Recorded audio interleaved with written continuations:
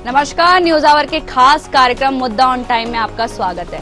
मैं हूं आपके साथ तरुणा। आज हम इस कार्यक्रम में बात करेंगे छत्तीसगढ़ में हो रहे निकाय चुनाव की।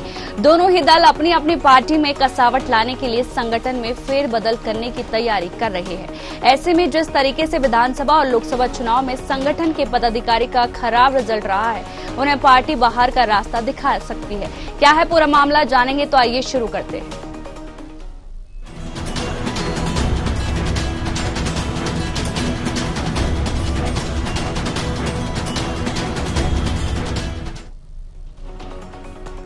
प्रदेश में विधानसभा और लोकसभा चुनाव होने के बाद बीजेपी और कांग्रेस पार्टी के संगठन में बदलाव की कवायदों की चर्चा पूरे देश में है। संगठन के पदाधिकारी जिनका बेहतर परफॉर्मेंस और विधानसभा और लोकसभा में नहीं रहा है, उन संगठन के पदाधिकारी को संगठन से बाहर का रास्ता दिखा दिया जाएगा या फिर उन्हें फिर से आने वाले नगरीय निकाय और पंचायत चुनाव में काम करने का अवसर मिल जाएगा।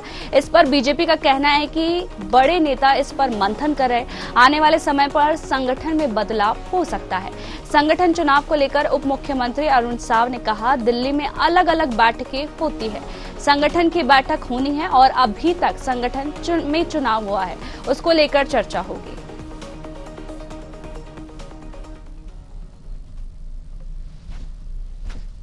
दिल्ली में लगातार अलग अलग बैठकें होती है, अलग सरकारी भी काम होते हैं, संगठन की भी बैठक होनी है।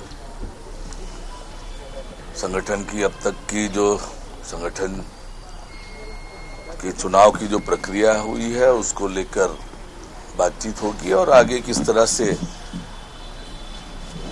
संगठन चुनाव की प्रक्रिया को पूरा करना है, इसको लेकर बातचीत होगी। वहीं कांग्रेस प्रदेश अध्यक्ष दीपक बैज भी दिल्ली दौरे पर है और कांग्रेस के बड़े नेताओं से मुलाकात का समय मिला हुआ है।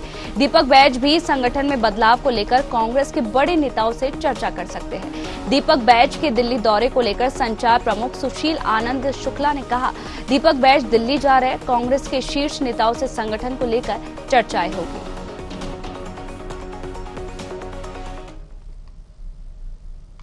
के अध्यक्ष माननीय दीपक बैज जी नियमित विमान से दिल्ली जा रहे हैं।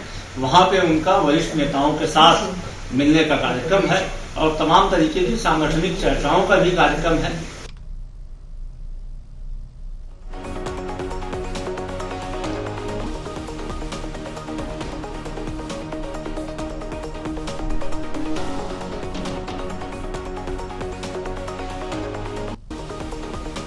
वहीं इस पर ज्यादा चर्चा के लिए हमारे साथ बीजेपी नेत्री मिनी पांडे जी, कांग्रेस प्रवक्ता आशीष यादव जी और वरिष्ठ पत्रकार गंगेश द्विवेदी जी, आप सभी का बहुत बहुत स्वागत है न्यूज आवर पर।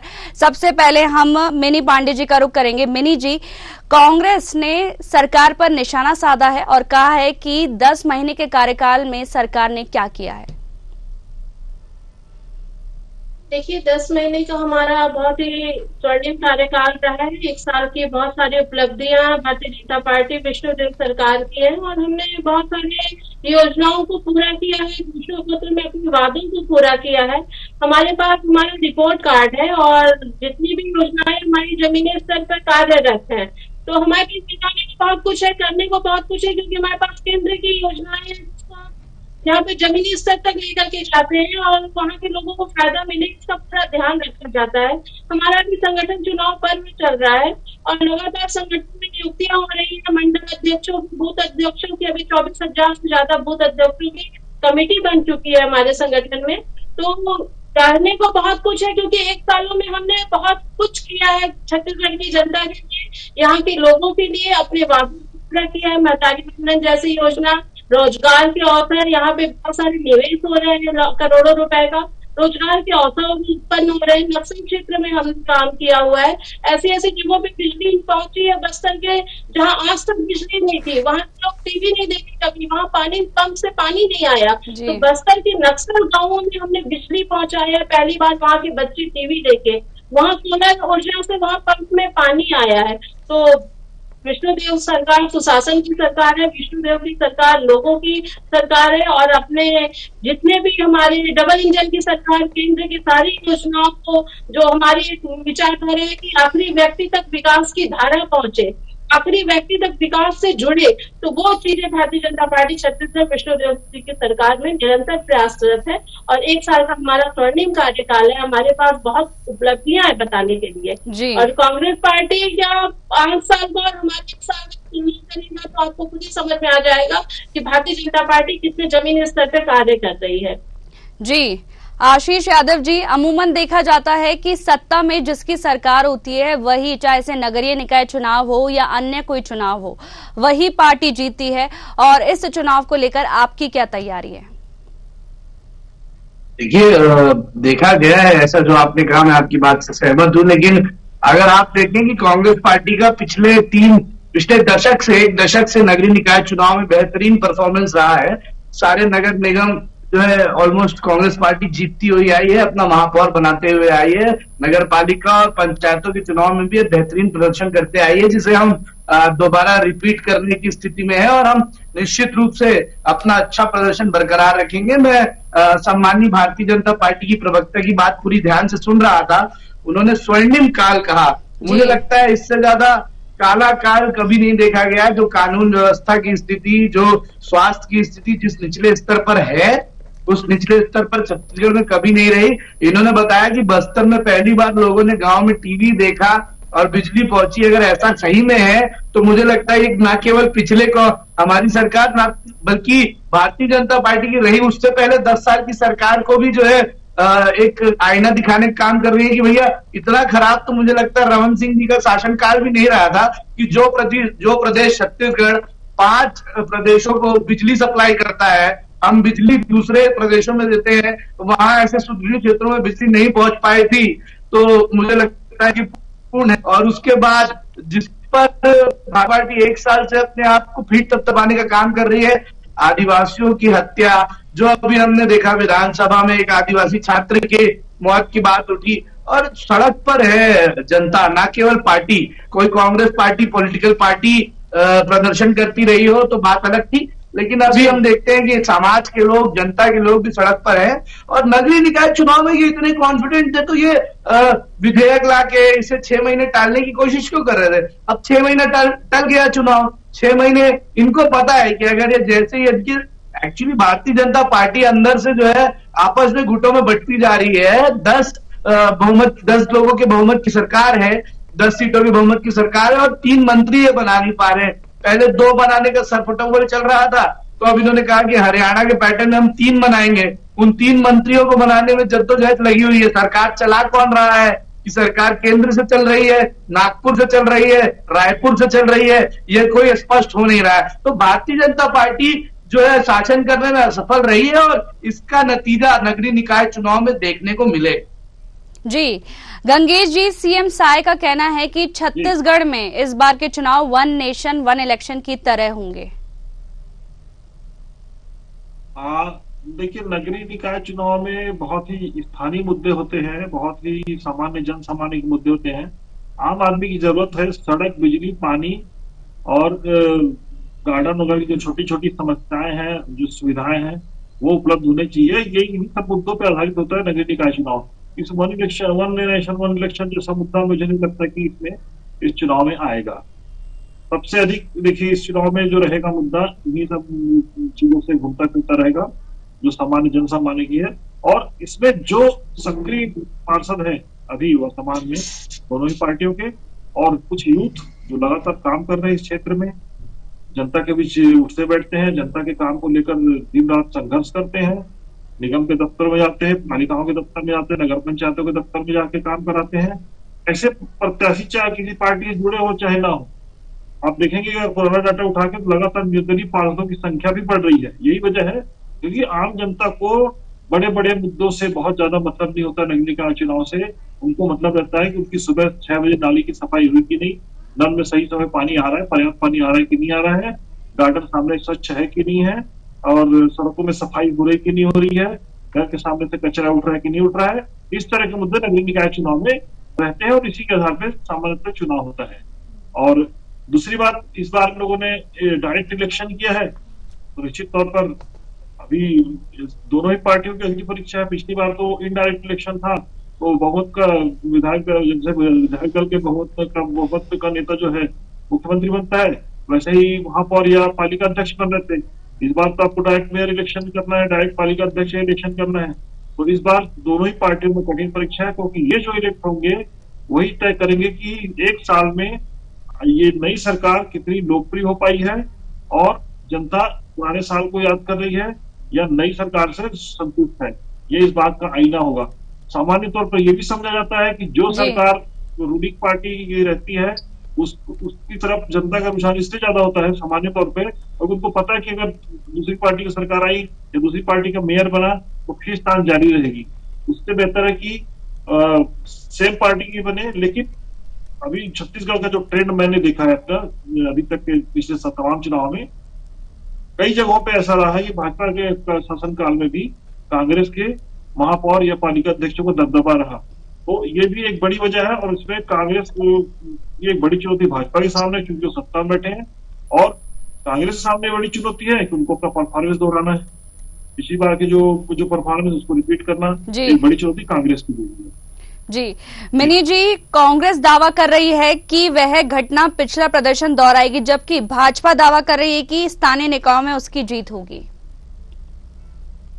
देखिए, इस बार निश्चित तौर पे भारतीय जनता पार्टी की ही जीत होगी नगरीय निकाय चुनाव में, क्योंकि कांग्रेस का इतना खराब कार्यकाल रहा है नगर निगम में, और पूरी तरह भ्रष्टाचार से लिप्त कांग्रेस पार्टी, और हर जहां भी इनके पार्षद रहे, मेयर इनके हर तरफ खाली बदहाली से पूरा नगर निगम गुजर रहा है। नगर निगम ऑफिस में भ्रष्टाचार हो रहा है, मेयर के नाक के नीचे ही करोड़ों रुपए का यूनिफॉर्म घोटाला हो जा रहा है, पता नहीं चल रहा। और शहरों में तो स्मार्ट सिटी के नाम पे और क्या बोलते हैं इतना ज्यादा करप्शन इन्होंने किया, तो एक एक लोग उस समस्या से जूझ रहे हैं।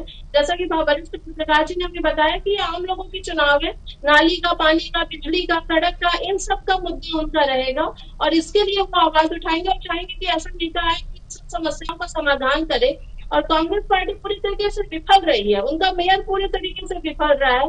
ये कानून व्यवस्था की बात करते हैं, अभी ही की एक महिला विधायक बोलती है कलेक्ट्रेट में तोड़फोड़ करो, आगजनी करो, वहां पे सरकारी संपत्ति को नुकसान पहुंचाओ। तो आप समझ सकती है माहौल कहाँ से बिगड़ रहा है छत्तीसगढ़ का। जब इतना ज्यादा उपद्रव इन लोग मचाएंगे, गुंडागर्दी को कराएंगे, बात करेंगे पुलिस प्रशासन कुछ कर नहीं रही, तो इनका पूरा सिस्टम लगा हुआ है कानून व्यवस्था बिगाड़ने में। बड़े बड़े विधायक लगे हुए हैं रणनीति बनाने के, छत्तीसगढ़ का माहौल खराब है। इनका पूरा मेयर, रायपुर नगर निगम का मेयर करप्शन, शराब घोटाला, घोटाला जैसे घोटाले उनके कार्यालय में ही हो रहे हैं, उनको पता नहीं चल रहा है। तो यहाँ की जनता त्रस्त है, बदलाव चाहती है, उसको पता है कि अगर यहाँ पे शासन आ सकता है, यहाँ के लोगों को इस बदहाली से मुक्ति मिल सकती है, वो भारतीय जनता पार्टी है। और गुंडागर्दी और ये जो कानून व्यवस्था का बिगड़ने का कारण है तो वो कांग्रेस ही है, उनके द्वारा किए जा रहे काम। आशीष जी, तो आप समझ सकती है कि कितनी बड़ी बात है। उकसाया जनता को, भड़काया दंगे करो, कलेक्टर करे, सरकारी तंत्र को कौन नुकसान पहुंचाता है? असंगठित तत्व नुकसान पहुंचाते हैं सरकारी सिस्टम को। जाकर के वो बोला जा रहा है कलेक्ट्रेट में तोड़फोड़ करिए वहां के कार्यकर्ताओं को। तो आप समझिए कि इन लोगों की मानसिकता क्या है। ये छत्तीसगढ़ को अपना नहीं समझते, यहाँ के जमीन जायदाद की चीजों को अपना नहीं समझते, और इस तरीके से भड़काते हैं। तो जो भी यहाँ पे हो रहा है, जी चलिए इसका जवाब आशीष जी से ले लेते हैं। आशीष जी, बीजेपी ने कहा है कि जो कांग्रेस की सरकार है वो छत्तीसगढ़ का माहौल बिगाड़े, साथ ही भ्रष्टाचारी सरकार है। कांग्रेस की तो सरकार है नहीं। मिनी दीदी की बात मैंने सुनी। मिनी दीदी से मैं ये पूछना चाहूंगा कि कितना सुशासन है और कितना सुशासन रहा है ये विधानसभा के पटल पर, जब इनके ही मंत्री से इन्हीं के विधायक लड़ते हुए नजर आते हैं और इनके मंत्री के विभाग का भ्रष्टाचार पूरे प्रदेश के सामने लाते हुए नजर आते हैं, तो बहुत साफ साफ हो जाता है। अजय चंद्राकर जी, देखिए मैं आपके बीच में नहीं बोला था दीदी, प्लीज मेरी बात पूरी सुन लीजिएगा।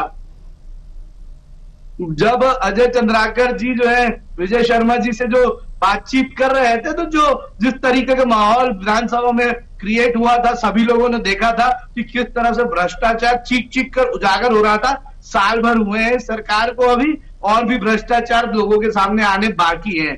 रही बात वीडियो की, तो उस वीडियो पर हमारी विधायिका ने एक तरह से साफ सुथरा कह दिया कि ये उनका कहने का तात्पर्य क्या था। रही बाकी बातों पे जो कोर्ट से, न्यायालय से जब जांच सामने आएगी और कोर्ट का निर्णय आएगा तो दूध का दूध और पानी का पानी हो जाएगा। लेकिन जब हत्याएं हो रही हैं, जब चाकूबाजियां हो रही हैं और जब नक्सल प्रभावित क्षेत्रों में ये नक्सलियों पर जो अटैक करते हैं और उसके बाद फिर थपथपाते हैं, और गांव में, उसी गांव में मीडिया के सामने वहां के लोग ये कहते हैं कि वो गांव का व्यक्ति था, वो तो सामान लेने गया था और उसे नक्सली बोलकर मार दिया गया, फर्जी एनकाउंटर कर दिया गया, तब भारतीय जनता पार्टी किस तरह से छत्तीसगढ़ की गरिमा को बचाती है ये नहीं पता मुझे। और इतना सब हो जाने के बाद भी प्रदेश के गृह मंत्री ये बोलते हुए नजर नहीं आते हैं कि हाँ, हमसे चूक हो गई, ये घटना घटनी नहीं चाहिए थी, ये कार्यालय कलेक्ट्रेट जलना नहीं चाहिए था, कहीं ना कहीं इसमें सरकार की कमी है। ये कमी अपनी गिनते हुए नजर नहीं आते, उल्टा जो है विपक्ष की भूमिका निभाने की कोशिश करते हैं। सत्ता सरकार में है भाई, भारतीय जनता पार्टी के लोग, वो विपक्ष से सवाल पूछते हैं, तो ये बहुत ही अजीब सी स्थिति क्रिएट हो जाती है। रही नगरीय निकाय चुनाव की बात, तो नगरीय निकाय चुनाव में कांग्रेस पार्टी अच्छा प्रदर्शन करते हुए आई है, आगे भी करेगी। यहाँ पर मिनी जी शायद एक पर्टिकुलर स्मार्ट सिटी की बात कर रही थी, तो शायद इस बात की जानकारी होनी जरूरी होगी कि स्मार्ट सिटी के फंड एलोकेशन के साथ साथ स्मार्ट सिटी के टेंडर बनाने की कंसल्टेंट कंपनियों को भी केंद्र ने अपॉइंट किया था, राज्य सरकार ने अपॉइंट नहीं किया था, और मेयर उस कमेटी का मेंबर होता है, ना कि होल सोल डिसीजन टेकर। पूरा टेंडर प्रक्रिया जो है पूरी कमेटी द्वारा की जाती है, और उसमें अगर कहीं विफल रहे हैं तो केंद्र भी विफल रही होगी और राज्य सरकार भी। लेकिन आगे बढ़े तो पिछले ऐसा कुछ नहीं है कि स्मार्ट सिटी आज आ गई है, 2016 से रायपुर को स्मार्ट सिटी बना दिया गया था और तब से वहां पर जो है काम चल रहे हैं, और वो काम जो भारतीय जनता पार्टी ने चालू किया था उसे पूरा करने का काम भी कांग्रेस पार्टी ने पिछली सरकार में किया था। देखिए, ये बात बिल्कुल सही है, वरिष्ठ पत्रकार की बात से मैं सहमत हूं कि स्थानीय मुद्दों का चुनाव है, स्थानीय परेशानियों को लेकर होगा, और यही अच्छी बात है और यही सबसे ज्यादा मेरिट पे रहने वाली बात है कांग्रेस के लिए कि कांग्रेस जमीन पर है, धरातल पर है। पिछले 1 साल से कांग्रेस विपक्ष की भूमिका निभा रही है और मुखरता से सही को सही और गलत को गलत कहते हुए आ रही है, और हर एक मुद्दे पे जनता के सड़क पर लड़ते नजर आ रही है। जी आशीष जी, इसका जवाब मिनी जी से लेंगे, उससे पहले गंगेश जी, चुनाव से पहले चाहे वो बीजेपी हो और कांग्रेस हो, दोनों जीत का दावा कर रहे हैं। बिल्कुल, देखिए, जीत का दावा करने का दोनों का हक बनता है, दोनों की अपनी अपनी तैयारियां हैं, और यही तैयारी बताती है कि मुकाबला बहुत दिलचस्प होने वाला है, और दिलचस्प होना भी चाहिए, क्योंकि वैसे भी छत्तीसगढ़ में 2 ही प्रमुख पार्टियां हैं। ये लास्ट के चुनाव उसमें जो थोड़ी मोड़ी बची थी पार्टी है वो भी लगभग साफ हो गई है, और केवल एक गोपा है जो विधानसभा चुनाव में 1 सीट लेकर आई, बाकी पार्टियां कोई खास प्रदर्शन नहीं कर पाई। तो मुझे लगता है कि इसमें और इस संघर्ष में, इस मुकाबले में निश्चित तौर पर जनता के हित में फैसला होगा। सब जो भी होगा, जो चुनाव होगा जनता के हित का चुनाव होगा, जनता चुनेगी जिसे, वो जनता के हक में काम करेगा, नहीं करेगा तो 5 साल बाद बाहर का रास्ता दिखा देगी जनता। ये प्रक्रिया जिस तरह से वापस छत्तीसगढ़ में शुरू हुई है, ये मुझे लगता है नगरीय निकाय चुनाव में भी कंटिन्यू जारी रहेगी। तो मुझे लगता है दोनों ही पार्टियों को इसमें अच्छे विजन, खासतौर पर मुझे लगता है चूंकि ये शहरी चुनाव है, तो मुझे लगता है इसमें महापौर और जो पालिका अध्यक्ष है या नगर पंचायतों के अध्यक्ष के जो दावेदार है, उनको अपने विजन लेके आना चाहिए, क्योंकि शहर की जनता है। आप गांव की जनता को तो आप बहला फुसला सकते हैं, लेकिन शहर की जनता इतना आसानी से नहीं बहलाती फुसलाती। वो देखती है कि हमारा जो बनने वाला प्रत्याशी है, भावी प्रत्याशी, कितना सोच वाला है, हमारे शहर को किस दिशा में जाने वाला है, हमारे शहर को कितना अच्छा बेहतर बना सकता है। स्मार्ट सिटी के जो कॉन्सेप्ट आए हैं, अभी छत्तीसगढ़ केवल 3 शहरों में है, वो चाहे हर और लगभग 222 शहर अपने प्रदेश में है। तो मुझे लगता है ये सारे शहर के लोग की शहर की जनताओं की आकांक्षा है कि जैसे राजधानी रायपुर स्मार्ट बन रही है, ऐसे उनका शहर भी खूबसूरत बने, ऐसे उनका शहर में भी तमाम सुविधाएं उपलब्ध हो। तो मुझे लगता है वहां जो प्रेसिडेंट या मेयर बनेगा उसको ये अपना विजन डॉक्यूमेंट तैयार करना पड़ेगा। पूरे विजन के साथ जब वो उतरेंगे मैदान में, तब सही मुकाबला होगा और जनता फिर को चुनेगी। जी मिनी जी, कांग्रेस धरातल पर रहकर चुनाव लड़ेगी जबकि बीजेपी हवा में नजर आ रही है, ऐसा आरोप लग रहा है आप पे।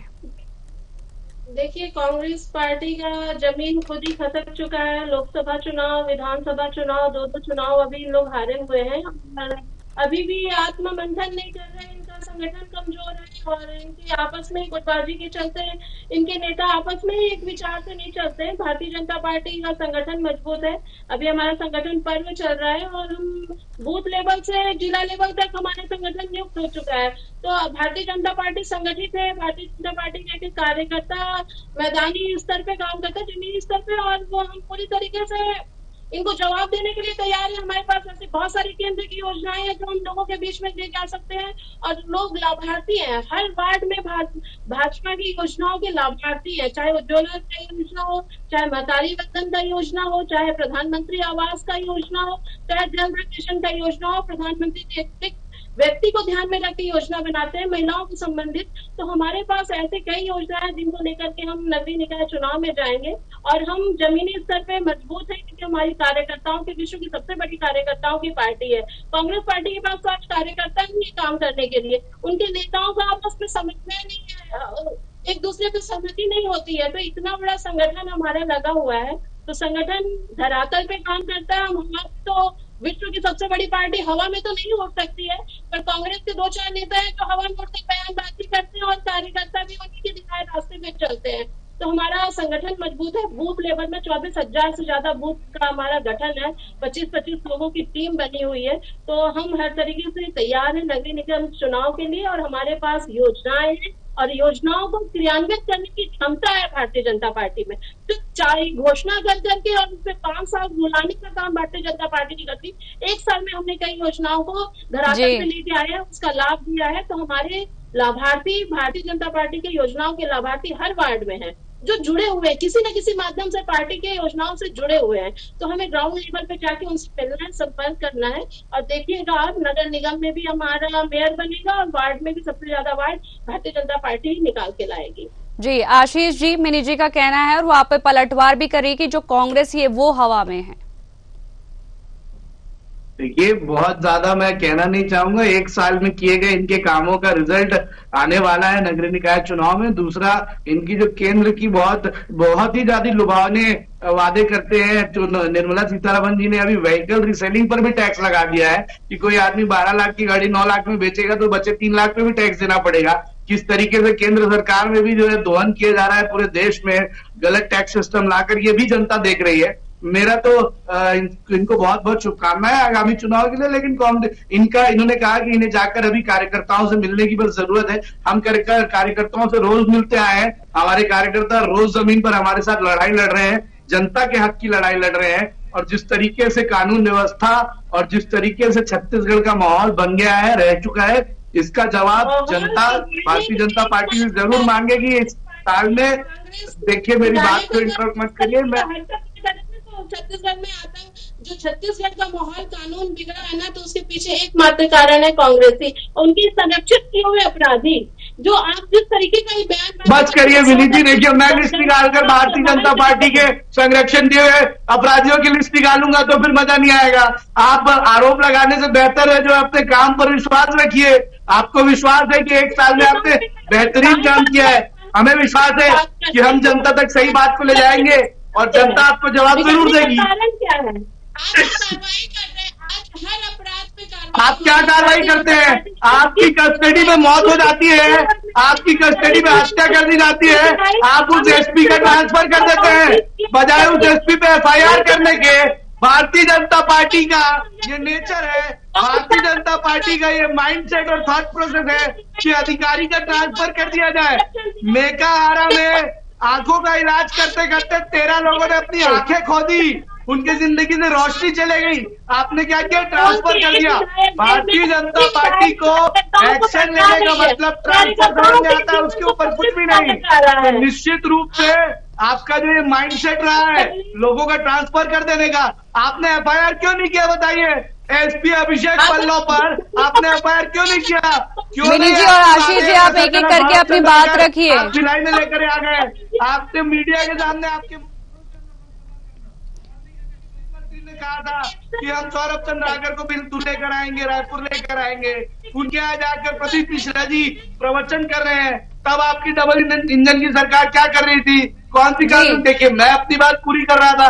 मुझे बीच में टोकेंगे तो मैं कई सारी ऐसी बातें आशीष जी, हमें समय जो ज्यादा इजाजत नहीं देता है, वहीं आप सभी का हमारे साथ जुड़ने के लिए बहुत बहुत शुक्रिया।